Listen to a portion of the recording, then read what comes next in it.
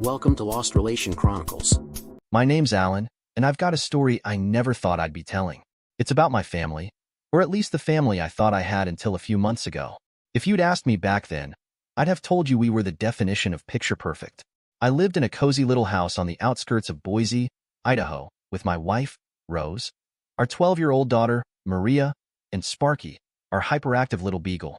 It was the kind of life that felt like something out of a feel-good TV show, the kind that makes you look forward to coming home. That was us, or so I thought. Rose was the kind of woman who could light up any room.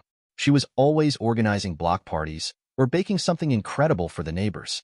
Maria, with her wild curls and big, curious eyes, was as brilliant as she was affectionate, always buried in her books or running up to give me a hug. And Sparky? He was our mischievous little furball who kept us laughing, constantly getting into some kind of trouble. We were a team, the three of us and the dog, ready to take on anything life threw our way. At least, that's what I believed. I was the guy who came home from work every day, tossing Maria into the air as she laughed, then wrapping Rose in a hug that said, "I'm so glad to be here with you." Life felt good, solid, but, as I'd soon learn, appearances can be deceiving. It all started unraveling one Friday night. Pizza night, a sacred tradition in our house. I grabbed Rose's phone to find the number for the pizza place, but instead, I stumbled on something that had nothing to do with dinner.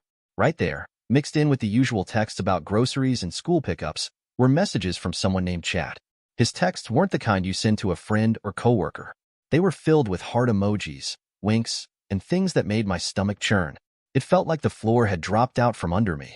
I stood there frozen, the phone suddenly so heavy in my hand. Could this really be happening? Rose, my Rose, with her laughter that filled our home.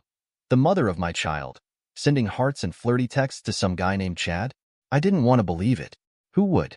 Maybe it was a joke, a misunderstanding, some kind of prank. Anything but what it seemed to be. I put the phone down, forgetting all about the pizza, and tried to act normal. But inside, I was spiraling, caught in a storm of questions and doubts. That night, I couldn't stop replaying the messages in my mind. I watched Rose and Maria, wondering if I was just being paranoid. But the truth lingered, like a dark cloud settling over our once cozy home. I needed answers, but I was terrified to ask the questions. There I was, playing pretend in my own life, smiling through dinner, where every laugh felt like a lie. That, my friends, was the beginning of the end of the perfect family I thought I had. After that disastrous pizza night, I spent the weekend wrestling with my thoughts, trying to piece together the puzzle that had become my life. I felt like a detective in an old noir film, except the case I was unraveling was my own marriage. It was surreal, to say the least. By Sunday evening, the weight of those messages hung on me like a lead vest. I couldn't take it anymore. I had to clear the air. So, I braced myself and confronted Rose. I remember my hands shaking as I asked her about Chad. She just looked at me, her eyes wide, a flicker of what I thought was surprise. Then she laughed. But it wasn't the warm, familiar laugh that had filled our home for years. This laugh was sharp and dismissive. "Chad?" she said. "He's just a friend from yoga. Someone who makes me laugh." "You're being ridiculous, Alan." She shook her head like I'd said something absurd, like a child misreading a situation. I wanted to believe her. I really did. But there was something in her smile, something off. It didn't reach her eyes. Still, I tried to convince myself it was all in my head. Rose was my wife, the love of my life, the mother of my daughter. Friends send emojis, right? It's no big deal. Nothing to lose sleep over. But then there was Maria, my little girl, my biggest fan. She started acting different. Cold, distant. She whispered with her mom, giving me these long, searching looks, as though she was trying to figure me out. And every time I walked into the room, their conversations would stop. Whisper, whisper, silence. What really broke me was how Maria suddenly started locking her phone. This was the same kid who used to beg me to play games on it, the kid who had no secrets. Now, her phone was locked down like Fort Knox, and I wasn't allowed in. The atmosphere in the house shifted. It was heavy, oppressive. It felt like walking on a floor that could disappear beneath me at any moment. I felt like a stranger in my own home, like I'd stumbled into someone else's story and couldn't find my way out. Am I just being paranoid? That word haunted me, circling in my mind. Maybe Rose was right. Maybe I was being ridiculous. I tried to shrug it off, but every laugh, every whisper, every glance, they all felt like clues. But clues to what? The worst part was the silence. The silence when I asked how their day had been and got nothing but mumbles in return. The silence when I tried to hug Rose, only for her to gently push me away with an excuse about being tired or not feeling well. The silence in my own head as I tried to convince myself that everything was fine. I started doubting myself, my thoughts, my feelings, my instincts. I'd look in the mirror and see a stranger staring back at me. The Alan I knew, the loving husband, the doting father, was gone. In his place was a man who didn't recognize his own wife or daughter anymore. It felt like standing on a bridge, staring at the water below, and wondering if you'd sink or swim if you jumped. I wish I could tell you things got better, but life doesn't deal in fairy tale endings. And this was no fairy tale. This was my reality. It was a Thursday night when I overheard that conversation, the one that turned my lingering doubts into a deafening alarm. I'd just come back inside from taking out the trash when I heard their voices drifting down from Maria's bedroom window. I should have walked away. I wanted to, but I was drawn to the sound, like a moth to a flame. "You should be with who makes you happy, Mom," Maria said, her voice steady and more mature than I'd ever heard it. Those words hit me like a gut punch. This wasn't some random pep talk. This was my daughter giving her blessing to what sounded like the dismantling of our family. I froze there in the cold night air, her words echoing in my mind. "Happy," she said. The irony of it twisted in my chest. Here I was, trying to keep everyone happy, playing the role of the oblivious husband, while this was happening under my nose. A few days later, the second domino fell. I was on our home computer, noticing it was running slower than usual. Being the semi-tech-savvy dad I am, I decided to do some digital cleanup. Rose's email was still logged in. She must have forgotten to log out. And there it was. A folder marked work stuff. Innocent enough. But life has a cruel sense of humor. Curiosity got the better of me, and I clicked it. Unless Rose's job involved exchanging love letters and intimate photos with Chad, then work stuff wasn't exactly accurate. His face, by now, was more familiar to me than my own reflection. Each email was a hammer, nailing shut the coffin of our marriage. "My dearest Rose, I long for the next time we're together. You are my true happiness." I couldn't breathe. There it was, my life, exposed in a series of pixelated confessions and JPEG betrayals. My heart raced, and my stomach churned in a violent mix of anger and heartbreak. Confrontation was inevitable. This time, I had proof, solid, undeniable proof. I printed the emails and laid them between us, a silent challenge. But Rose was a fortress. She denied everything, her eyes blazing with a fire I'd never seen before. She accused me of invading her privacy, of being a control freak. "Don't you trust me, Alan?" She spat, as though I was the one who had brought strangers into our marriage. She turned my world upside down, twisting the narrative until I was the villain. And for a fleeting, weak moment, I doubted myself. I wondered if I was the bad guy in her story, the one who snooped, pried, and shattered the sacred trust between husband and wife. But no, I wasn't the bad guy. I was the fool who didn't realize the happy family portrait he'd cherished was drawn with disappearing ink. The stage was set, the players were in place, and the lies, the lies, were just beginning to unravel. I told Rose I had a business trip, a last-minute deal that couldn't wait. Important stuff. She kissed me goodbye with that same detached peck that had become our new normal, barely glancing up from her phone as she waved me off. As I drove away, I could see her silhouette framed in the window, her phone already in hand. My gut twisted. I didn't head to the airport. Instead, I parked a street over, slouched low in my buddy's beat-up Camaro.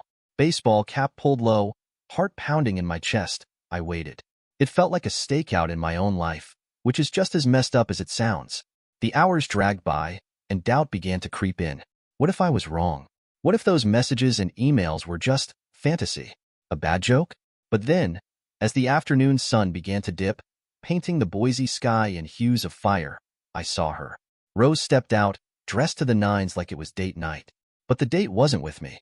Moments later, Chad appeared, that too familiar stranger. My breath hitched as they met on the sidewalk, laughing at something I couldn't hear, something I couldn't be a part of. Their hands found each other, and that's when my heart didn't just break, it shattered. They were headed to Luciano's, the kind of place with cloth napkins and a wait list. The kind of place we'd reserved for anniversaries, where we'd whispered sweet nothings over candlelight. I followed them at a distance, the Camaro's engine humming low beneath the city's evening sounds. From a parking spot across the street, I watched through the restaurant window. They picked a table. Our table. The one near the back, with a view of the park. When Chad kissed her hand across the white tablecloth, it felt like I was watching a scene from someone else's life. A life I knew all too well. I wanted to storm in, to flip tables, to demand answers. But I didn't. I sat there instead, a silent spectator to my own tragedy. Fury boiled over inside me, my hands gripping the steering wheel so tight my knuckles turned white. It was real. All of it. The lies. The sneaking around. The betrayal. It wasn't just in my head anymore. It was right there, tangible and undeniable, like the leather of the wheel beneath my hands. This wasn't a bad dream. It was worse. Because in dreams, you wake up. There's relief. But there was no waking up from this. No escape from the sting of betrayal. It burned through me, hot and relentless, leaving me to smolder in the wreckage of what I once thought was a happy life. Parked in the shadows with a heart full of lead, I realized the depth of the lie I'd been living. This wasn't an accident. It wasn't a mistake. It was a choice. Her choice. And it shattered everything. You'd think the sting of that moment would have been enough drama to last a lifetime. But life has a way of sucker punching you again and again. You either lie down and take it, or you stand up and start swinging. So, I chose round two. Fueled by the truth clenched tight in my fists, I waited. The next day came, the images burned into my brain, turning every thought into a live wire. I couldn't eat. I couldn't sleep. I couldn't look at Rose without seeing her laughing it up with Chad. When I confronted her, I didn't come empty-handed. This time, I had a phone full of photos, evidence as clear as daylight. In the quiet of our kitchen, I held up my phone, the pictures glaring back at us like a spotlight on the truth. You and Chad, I said, my voice steady as a drumbeat. At Luciano's. At our table. I waited. I watched her, waiting for the mask to slip, for the lies to crumble. Her face cycled through a gallery of emotions, shock, fear, anger, until it finally settled on something that resembled sorrow. Alan, she whispered, her voice trembling, the first trace of realness I'd heard from her in months. And then she broke down. Tears spilled over. Her hands shook. The affair wasn't news anymore. But the why? That hit me like a gut punch. You changed, Alan. You stopped being fun. You got so serious and dull. Chad, he's exciting. He makes me feel alive. It was as if she had handed me the blame, wrapped up neatly, as though I were the one who'd pushed her into someone else's arms. I stood there, dumbfounded, my anger slowly morphing into rage. Then Maria. She had been a quiet presence in the hallway, but at her mother's cry, she stormed in like a summer storm. Dad, how could you? She screamed, her little face twisted in anger. You made Mom unhappy. You're a liar. My own child. My little girl. She looked at me like I was the monster under the bed, the villain in the story. The world around me seemed to disappear as her words pierced through me, each one a verdict of guilt. I wanted to reach out to her, to explain, to make her see. But she was past listening. And there it was. My family, a house of cards caught in a windstorm. The confrontation I thought would be the end was only the beginning. A twisted path leading deeper into a thicket of blame and hurt. I was the husband who lost his wife to a fantasy. The father whose daughter turned against him. The man who thought he could fix everything, only to realize that some breaks can't be mended. So, I laid it all out. What did I get? A broken heart, a daughter who thought I was the bad guy, and a home that felt like a war zone. I stepped into the ring expecting a fight, but I wasn't ready for this kind of battle. The kind where even when you're right, you're wrong. The kind where the ground falls out from beneath you, and you're left falling with nothing to hold on to. After the shouting subsided and the house settled into heavy silence, I was left alone with the shattered remnants of what used to be my life. That night, as darkness enveloped me, the scenes of betrayal played over and over in my mind like a twisted highlight reel. By dawn, when the first pale streaks of light touched the room, I made up my mind. No more Mr. Nice Guy. No more Alan the doormat. It was time for action. First things first, money. It always comes down to money, doesn't it? I logged into our online banking with grim determination. My fingers didn't hesitate as I transferred the bulk of our savings into a new account, just my name on it this time. Next, the credit cards. Snip, snip. All of Rose's cards cut off. She wouldn't be whining and dining with Chad on my dime anymore. But that was just financial foreplay. The main event was Chad, or more specifically, his unsuspecting wife. How do you tell a stranger that their life's about to implode? There's no Hallmark card for this kind of news. I found her on social media. A smiling picture of her with Chad. #soulmates. The irony wasn't lost on me. I called her, my heart pounding like a drum solo, and asked if we could meet. She sounded confused but agreed. We picked a neutral spot, a coffee shop where the baristas were too busy to eavesdrop. Sitting across from her, I felt like I was holding a grenade with the pin already pulled. I took a deep breath and laid it all out, the emails, the photos, the late-night whispers. She listened, her face going from confusion to horror, then to a kind of numb resignation. I watched her world crumble before my eyes, and something inside me cracked. What was I doing? Was I seeking justice, or was I just spreading pain? But there was no going back. I'd opened Pandora's box, and all the dark things flew out, wild and uncontrollable. She thanked me with a voice barely above a whisper and walked away. I have no idea what happened to her after that, but I knew I'd set fire to Chad's life just as surely as he had to mine. I drove home that day feeling like an avenging angel, cold and righteous. But as the adrenaline faded, doubt began to creep in. I had struck back, but at what cost? Rose's world had been shaken, sure, but so had Maria's and Chad's wife. She had become another victim in a game she didn't even know she was playing. Revenge is a strange thing. It's bitter and sharp, spreading like wildfire, burning everything it touches, leaving you questioning whether the warmth was worth the ashes. So, there I stood, the architect of my own vengeance, surrounded by the ruins of what I'd destroyed, uncertain if I felt like a hero or a villain. But one thing was clear. There was no turning back. The die had been cast, the cards laid on the table, and the game. Well, the game had only just begun. The first domino to fall was Chad. It turns out, Chad's wife wasn't the type to cry herself to sleep. She was a warrior, a woman of action. She marched straight to Rose's workplace and dropped the bomb about the affair, complete with the emails and photos I'd provided her. The company had a strict policy against fraternizing, especially the kind involving married people having affairs. Chad was out of a job before you could even blink. News of his job loss spread like wildfire through our social circles. People I hadn't heard from in months started texting me, asking if I was okay. I wasn't. I was the farthest thing from okay. Rose was livid when she found out. She came at me like a hurricane, her words laced with venom. "You've destroyed everything, Alan," she screamed, her face flushed, fists clenched at her sides. "You're vindictive, spiteful." The things she called me would have made a sailor blush. But worse than Rose's fury was Maria's silence. She wouldn't look at me. She wouldn't speak to me. She moved around the house like a ghost, her eyes hollow, her voice gone. She had been my chatty, bubbly little girl, and now nothing. I might as well have been invisible. When I tried to talk to her, to explain why I'd done what I did, she simply shook her head and said, "You broke us, Dad. You broke everything," then walked away. That hurt more than any shouting match with Rose. My daughter, my heart, looked at me like I was the villain, like I had purposely destroyed our family for no reason at all. So, there I was, the man who had pulled the thread that unraveled the tapestry of his own life. I had wanted justice, or maybe it was revenge. I'm still not sure. What I ended up with was a lonely house and a one-way ticket to Pariahville. It's strange how you can be surrounded by people and still feel utterly alone. That was me. I was the man caught in the eye of the hurricane, watching as everything I'd known was torn apart. I started this chain reaction thinking I'd come out the other side feeling vindicated, feeling right. Instead, I felt empty. There's no glory in being the agent of chaos in your own story, no matter how justified you feel.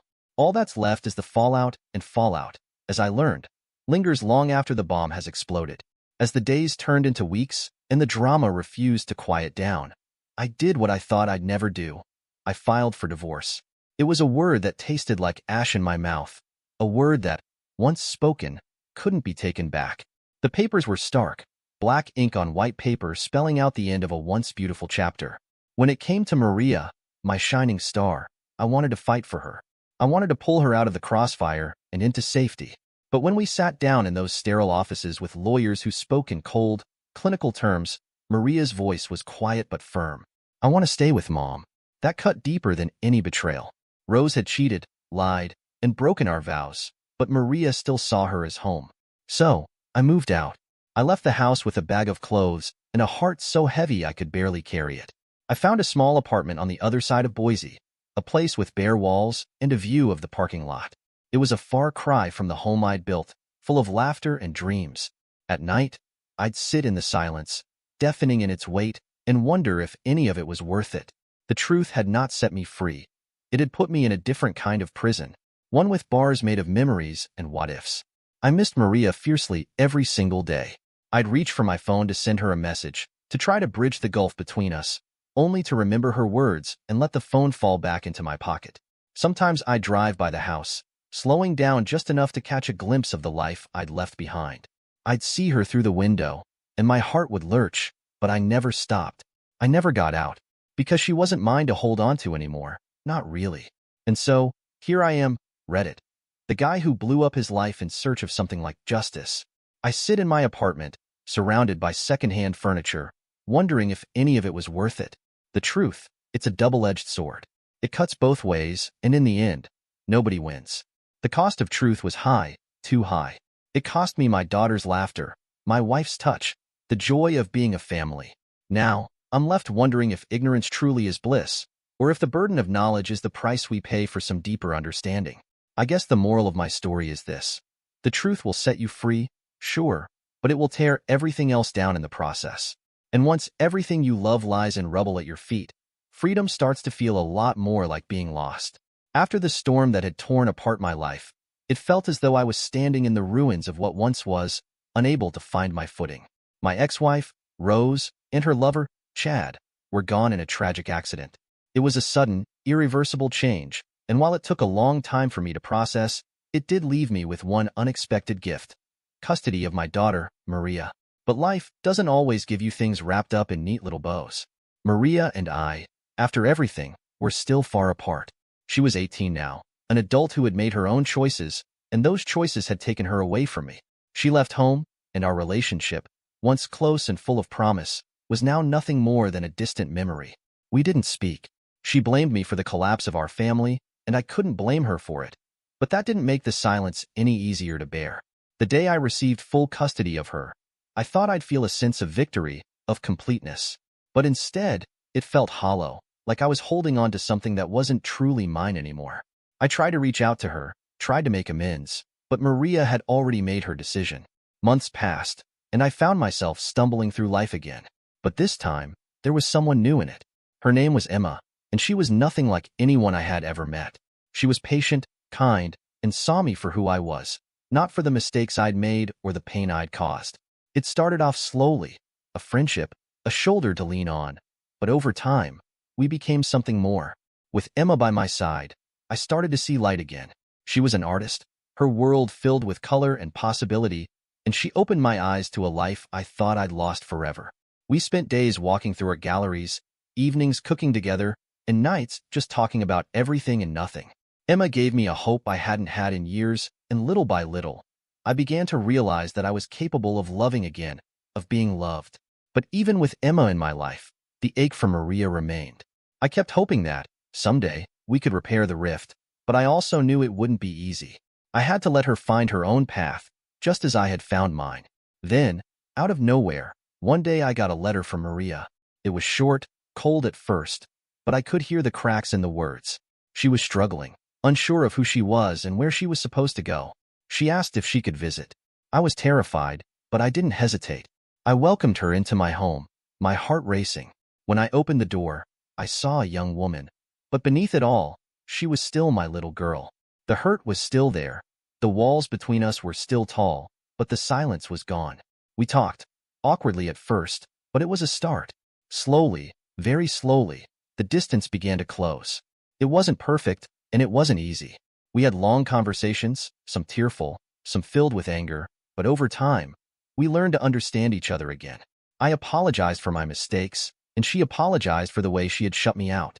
And in those moments, I realized that perhaps, just perhaps, the fairy tale ending I had once thought impossible was still within reach. As the years went by, Emma and I built a life together.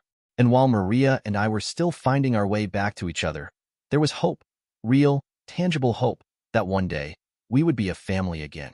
Not the one we had been, but one that had survived the storm and was learning to thrive in the aftermath. I don't know what the future holds, but for the first time in a long time, I can honestly say I'm looking forward to it. With Emma by my side and Maria slowly coming back into my life, it feels like maybe, just maybe, I'm living my own version of a fairy tale after all. Dear listeners, please share your thoughts in the comments section below and don't forget to like, share, and subscribe.